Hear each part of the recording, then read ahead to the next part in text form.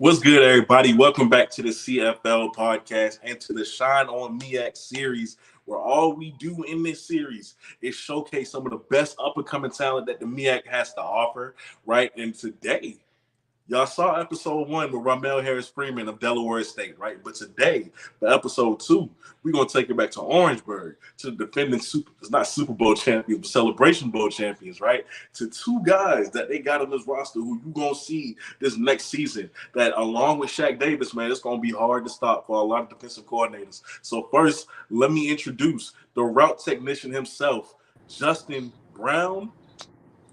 Smith Brown, right? And then let me introduce Mr. Rakim White. Y'all, what's going on, y'all? What's going on? Hey, what's up, man? How you doing? It's all good. It's all good. So like I said, I appreciate y'all being on for episode 2. This is a series that we're going to go all across the MEAC with.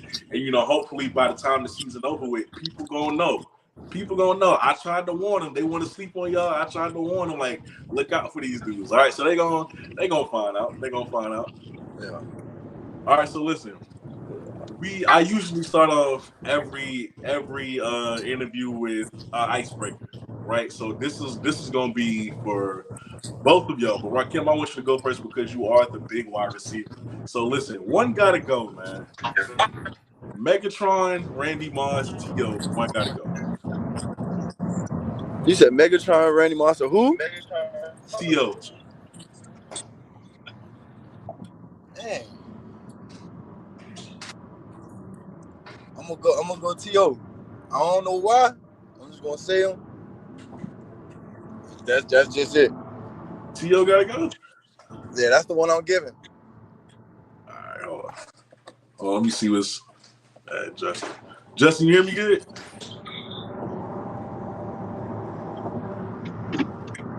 You hear me good, Justin?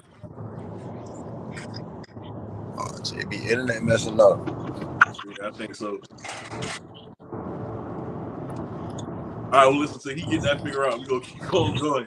All right, so next up, one got to go again. All right, Jamar Chase, Justin Jefferson, Cooper Kupp, one got to go.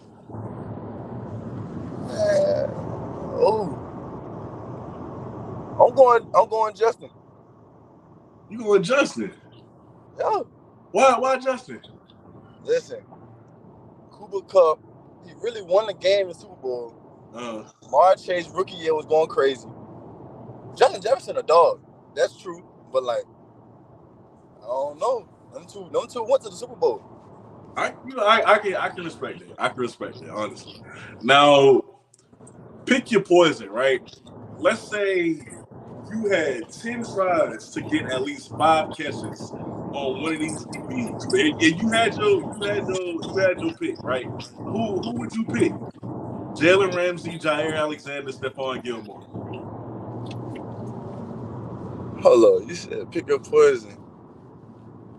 Wait, say that again. Let's say you had 10 opportunities to get at least 5 catches. 5 catches, right? And you could pick one of the 3 that you had to go against, one of the 3 corners you had to go against. Jalen Ramsey, Jair Alexander, Stephon Gilmore. Who would it be? Stephon. Yeah. Cause he a Carolina boy. What's the reason? I ain't gonna say that. It's just, you know what I'm saying? Age, little old. He's still it, but he love. All right. Hey Justin, you can hear me now? Yeah, I hear you. All right, bet. All right, we good. So, I was just asking Rakim, right? One gotta go. Megatron, Randy Moss, and T.O. Which one is that for you? Oh, I'm going Randy Moss off the rip. Randy Moss gotta go? Randy Moss is staying. I say Randy Moss. And I'm keeping T.O. because T.O. a dog, so he gotta stay. Nah, that's wild. Hey, it's your decision. It's your pick. That was a little surprising to me. Megatron gotta go. Yeah, Megatron. All right, so listen, but this, huh? This question is for both of y'all, right? What's y'all favorite route? Off the rip, go ball. Go ball. Okay. Take him up top. Post. You don't post. All right. No. Come back. A comeback. Okay. All right. Yeah. And out of every receiver on the team, who got the best hands? Richard Bishop? For sure. Richard Bailey. Rich tough. Rich catch everything. No. Richard Bailey, yeah, 86. I ain't expect y'all to say that. I'm not gonna lie. That's crazy. Yeah, Richard dog. Okay. All right. So this next question is for both of y'all as well. If you could change one rule in football, what would it be?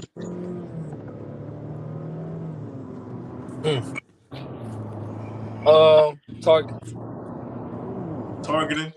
Yeah. Yeah. I mean, but y'all offensive guys though, like that, really? But I want that crack back too. I catch man slipping, chasing somebody after. And I could go take his head off. That's what I want to do. Johnny for sure, that one.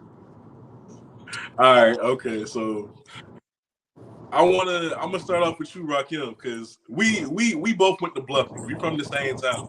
Yeah. And it's crazy hot because I didn't even know that when I found out about you. Like I didn't know we went to the same high school and everything.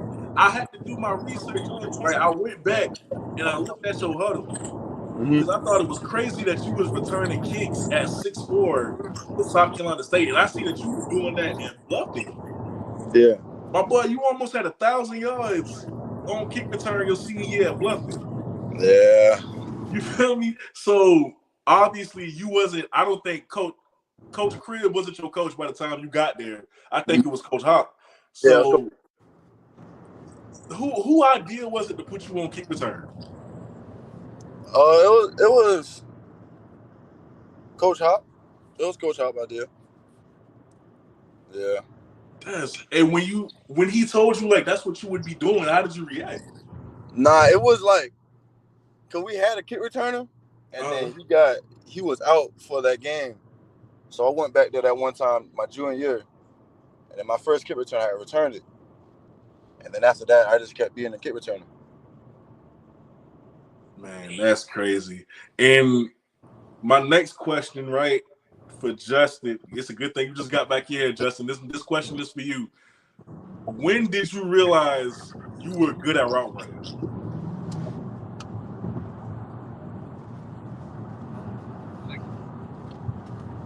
Can you repeat that for me? I can't even hear you. Oh, yeah. I said, when did you realize you were so good at route running?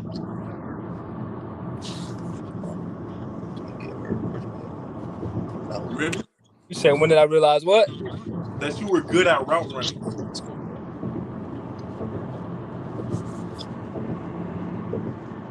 I don't think you can hear me. Justin, you can hear me?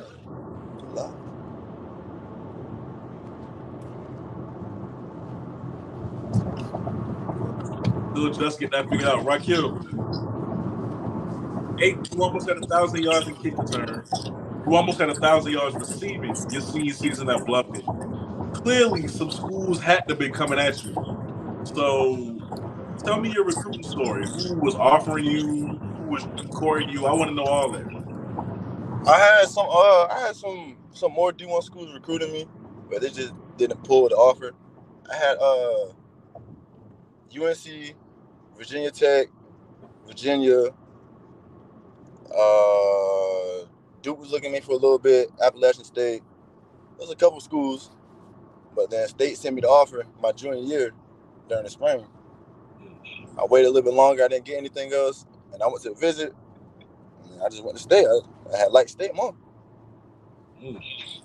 And like that's just what it was for State, like it being an HBCU, and it was just better than the other options to you. Yeah, it really was better than other options. That was my only HBCU I had. I also seen that you had an offer from Limestone as well. That's where I went. I was like, did you even give them a serious look at all? Were you? I mean, I went to a game and everything, but it just wasn't. It wasn't me.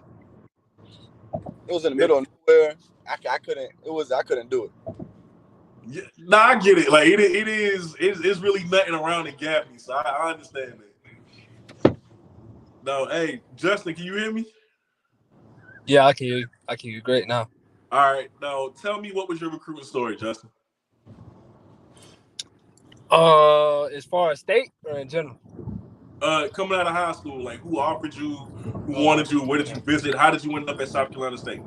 So coming out of high school, my first real recruitment was University of South Florida. And then from there, I went from South Florida to UCF, Florida, Southern Miss, Southern Alabama. But really, out of high school, I got injured. I got injured bad.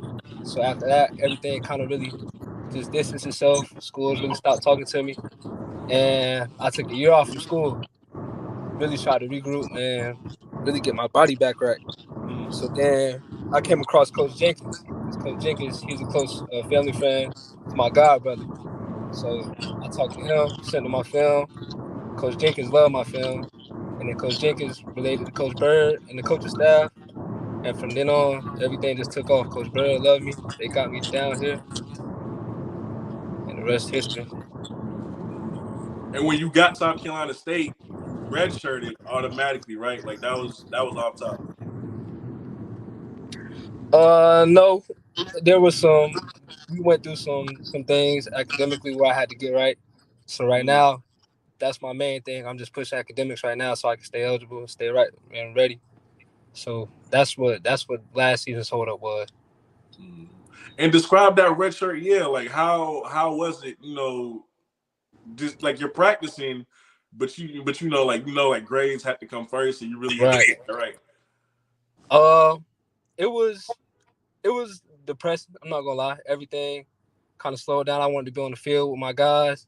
So really, the main thing was just staying motivated, staying focused, remembering why I came here, and just really trying to be ready for what I know is coming on. So this season coming in the spring, I knew I had to have a great spring, and that's what I was preparing for.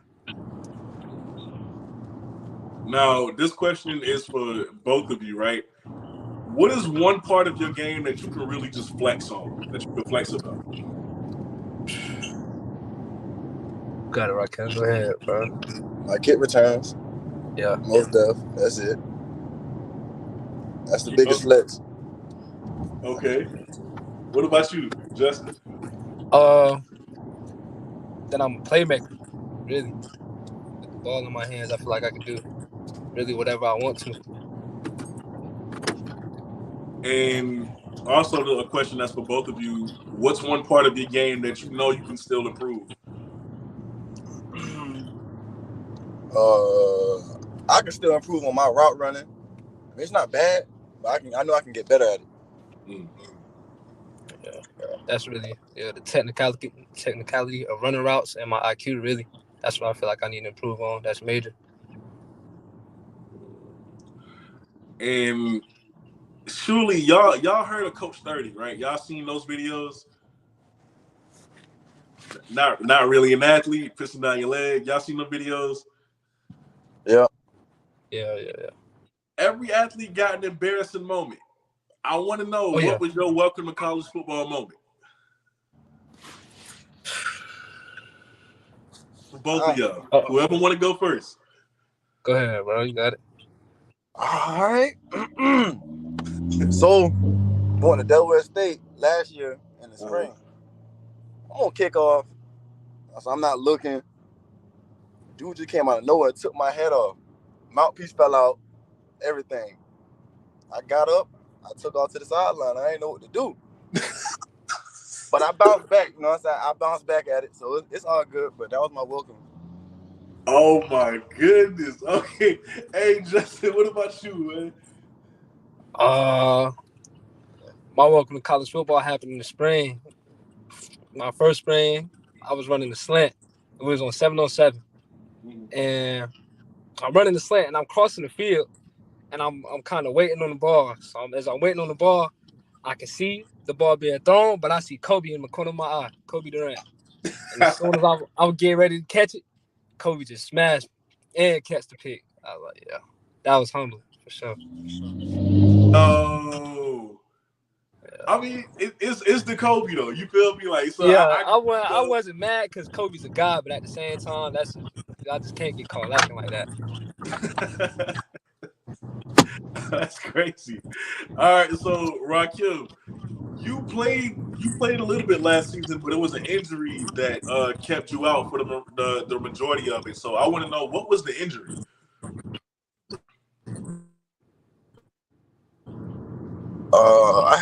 I had dislocated my collarbone, and it went down as like some, I don't know what it went down into, but it was making it hard for me to breathe. So I had to have emergency surgery that same night. Oh wow! And how challenging was the rehab to get back to football shape? To be honest, I'm not even fully back right now. That's why I had to sit out the spring ball and everything. But during the summer, like summer 1, I'm doing rehab and just making sure I get back before the season starts. And how confident are you that you will be able to be back by week 1? Oh, I'm 100% confident on that one. I'll be back. Okay. All right. Now, Justin, man, when I first came across your tape, bro, watching you run routes was like, it was fire, right? Like that's the first thing I noticed off top when I saw your clips. So I want to know, who do you credit most for your ability to run routes as well as you do? Really just, I watch a lot of tape. I watch a lot of film on guys. So I would say I try to implement little parts of their game and take it and put it into mine. So the players I could give credibility to would be like, I watch a lot of Tank Dell, Jalen Darden, Hollywood Brown, Marquise Brown, guys like that I could feel like quick guys, twitchy guys that I could relate to. Okay. Now, y'all, this offense is losing Wolverine, who's now, I believe he's working out with the Jets or the Giants, one of them? Jets. The Jets. So he's with the Jets now. So he's gone, and you still have Shaq. You still have the majority of the offense, but that receiving core is going to look a little bit newer with you two coming into the fold. So how confident are y'all that the offense is going to pick up where they left off with you two guys now at the center of the helm? Very confident. The talent we got at receiver core feels like it's unmatched. We don't see a lot of guys that can check us, stay in front of us. So we feel like we're confident within each other. We know each other's abilities, and we feed off each other well. So we feel like we're real confident in each other. And so y'all don't feel like there will be any adjustment period? Like, y'all have that chemistry and y'all can just come out the gate and go just like that? Y'all confident in that? Yeah. Okay, I like it. So what's something new that both of y'all are going to bring to the offense next season?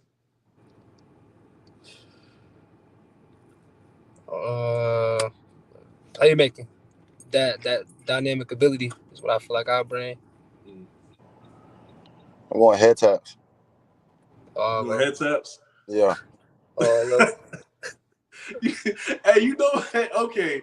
All right, because after seeing the celebrations with the Celebration Bowl with Shaq, right, and all the celebrations that y'all been doing this season, do y'all coordinate what y'all gonna do after y'all score? Like, is this a thing? Like what, how does that work? That's just whatever come to your head at that time. That's what you do. All right, so do you guys have any statistical goals next season or personal goals for next season? A band, 1,000 yards, as many catches as I can get, and really make some type of all MEAC, first team, anything. I'm at least trying to get like 10 touchdowns from receiving and at least 5 from kick returns. Ooh. Yeah. I like it. All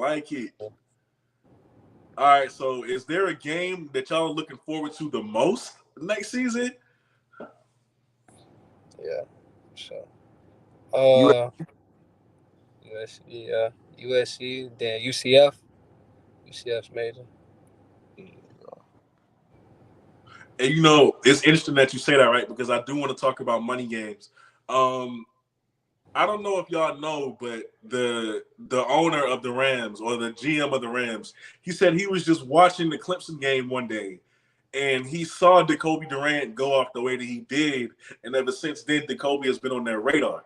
That was a benefit of the money game, even though you guys lost. You know, it ended up working out for him the same way it ended up working out for Darius Leonard. So when you does that change the way y'all look at money games when it comes up on the schedule, because you know it's an opportunity to get your name out there for the scouts?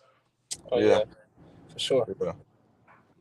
And when you see that game on the schedule, do you approach it differently than any other game on your schedule? I really try to look at every game just like it's a regular day. Just go out and play the best of my ability. But there's games that you got to be hungry for sure, and those definitely one of them. USC, UCF. Yeah. And are the nerves different when you go into games like that with the crowd as big as they have?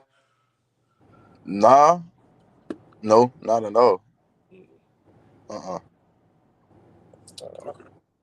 Now, how motivating is it when you see your fellow Bulldog, Jacoby Durant, go fourth round off of games like that? I feel like that gives us the perspective of knowing we can do it too. He really paved the way for us. He set the standard. Him and Darius Leonard, they both set the standard. We just gotta chase them. Yeah. Okay. And you know, even though South Carolina State might not have the facilities of like a lot of bigger schools, you guys are one of the schools who consistently put out NFL talent. So what is the biggest contributing factor to that you don't have all the luxuries of everyone else, but you're able to produce more professionals than everyone else? What's the biggest factor into that? Being hungry. That's something you just got to be motivated. You know, we don't have the best facilities, and we just got to make the best out of every opportunity we have. You got to work harder than what everybody getting all this extra stuff. We getting nothing. We got to work harder to get what we want. Sure. And what is it about being an HBCU student athlete that no other school can provide? Brotherhood is major. Knowing that we can all relate to each other. You know, everybody comes from a different background, but in a sense, we all have the same culture, the same way of thinking. Now, I wanna talk about that team, you know, up there. JSU. I want to talk about Jackson State, the Celebration Bowl, real quick. A lot of people, including me, I have y'all seeing each other again.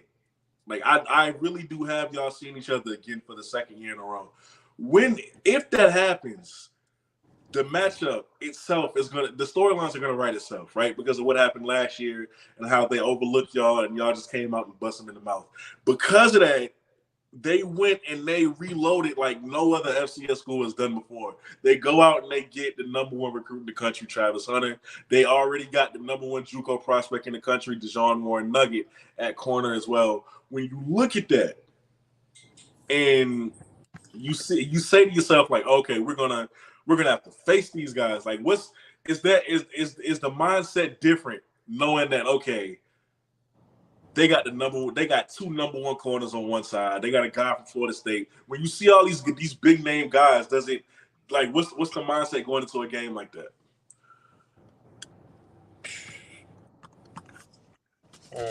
Really just feeling like it makes you more hungry knowing that they had all the publicity, the clout coming out of high school. That's what you did have, and you want to show them. None of that matters, man. You bleed just how I bleed. We got to go out there and play ball just like the rest of us. Yo, they done had all the 5 stars.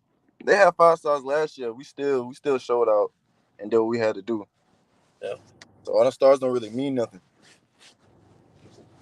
And I know you guys didn't get an opportunity to play in that game last year, but you were still very much a part of the program, and for them getting there. So when you saw the celebrities who were just all on Jackson State side, you saw Jeezy, you saw Jamie Foxx, you saw Snoop, you saw Gilly, and all of them. Like, did that make y'all feel some type of way that nobody even came to say anything to South Carolina State? Nah, it's been like that. Like, no, Jackson State gonna have all them celebrities because they got Dion with them. But we got, you know what I'm saying? It don't really faze nobody about that. It don't faze me. And Justin, what about you? We didn't really see the big deal. You know, at the end of the day, we not playing against them. We playing against Dion and his boys. So everything else after that was irrelevant. And I kind of know for a fact that they would love to see y'all again just because of how they were embarrassed on TV. But to y'all, does it matter who y'all see in the Celebration Bowl again, or do you just care about getting there? You don't care who you face? Really just want to get that ring again. That's Yeah. everything. Get back. No matter who we play, as long as we get there. Yeah. Now, let's talk about the conference as a whole, the MEAC conference as a whole. You lose a few schools a couple of years ago. FAMU, Bethune, North Carolina A&T, they bounced, right? So now y'all are smaller as a conference. And a lot of people were saying, like, oh, the MEAC's dead. They're dying. They ain't the same. They weak. Clearly, that's not the case, right? But I want to know, would y'all want a conference expansion with new teams, or are y'all fine with the way it is now?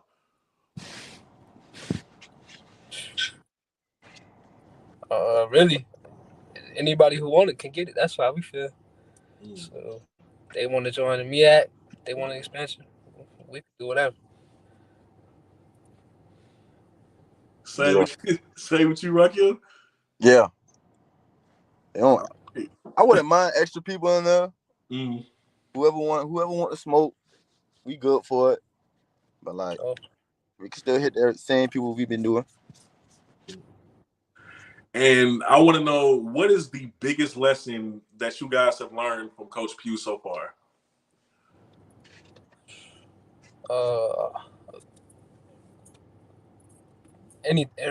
More so, Coach Pugh teaches a lot about just becoming the man, being on time.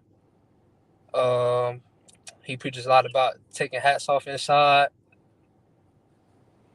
I feel like Coach Pugh has a lot of great core values that he instills in us, and that's what makes him and us better men. Rakim, what about you? Pugh, he really don't care how good you are. Like, if you a dog or whatever, if you messing up, you gonna sit out, all that. Like, you gonna wait your time for whatever you did. And I always wanted to know, what is a Coach Pugh practice like? Like, is it intense? Is it like laid back? What is his practices like? It's definitely dog moments for sure. His practice, they get intense. We definitely up the energy. Like when we get to 7-on-7 the team, ones, energy definitely raises, and we just go at it. We talk our mess with the DBs, they talk to us, and that's when we get the energy going for real. So it's definitely intense. Coach Pugh could definitely get the practice done. All right, now I got two more questions for y'all, and to everybody watching right now, if y'all have a question, now is the time to ask. We'll get to them after I'm done. So type your questions now. I'll get to it when I'm done. I ain't gonna hold them up much longer. But two more questions for me. Do you guys think the MEAC as a conference is overlooked? Yeah, for sure. And why do you think that is?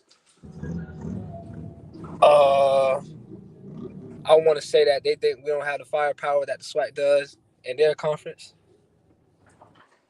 All the big names, all the clout, everything.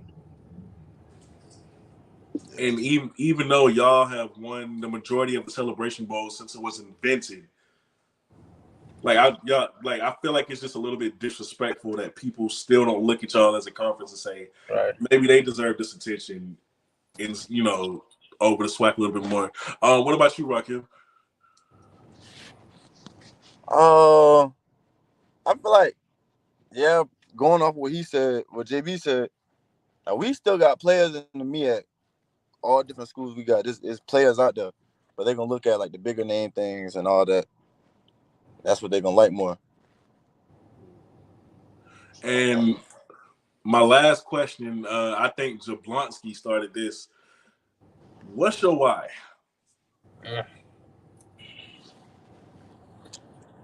Got it, bro. Go ahead, Rakim.